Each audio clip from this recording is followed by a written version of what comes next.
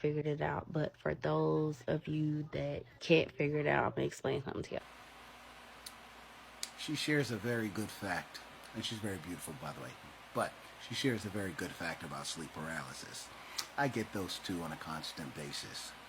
You know what I decided after, I don't know, my 30th one at that point? I'm going to say fuck it and see where this goes. Yeah, I was there. I don't know if that's a sadomasochist. I don't know yet. I really and truly don't know. It is a very terrifying thing. But when I realized it was happening on a constant basis, not something I wanted to happen, it's just like life. I can't control any of those things. I can only control how I react to it. So after like my 30th time, I don't know what age that was.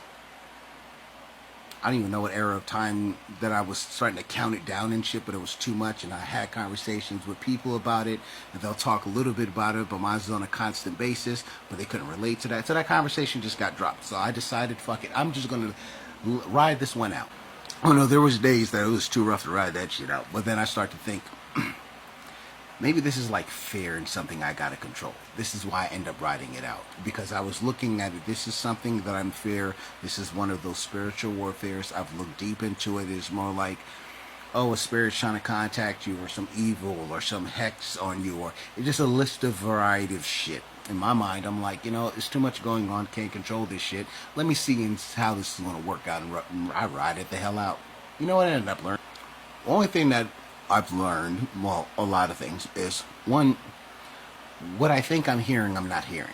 So I tend to listen to a lot of music, especially soundscapes, you know, all those things in the background.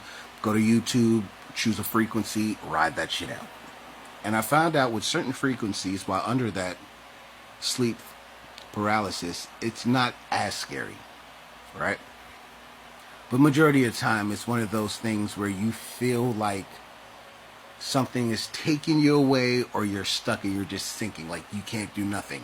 And there's times where, when I was with my significant other last year, she would be laying right next to me and I would have it, and I'm trying my best to reach out, but I can't.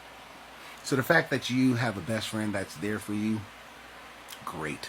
But if you heard what I said that was last year, which means that this year, or the remaining of summer up till now, I'm doing it alone. And I think that's the sadomasochist kicking in, because I'm like, you know what, fuck it, I'm already here. What's the worst going to happen? I die? All right, it does happen, but I don't think I'm going to die this year. So I'm going to go ahead and ride this shit out. I've learned a lot. Frequencies help.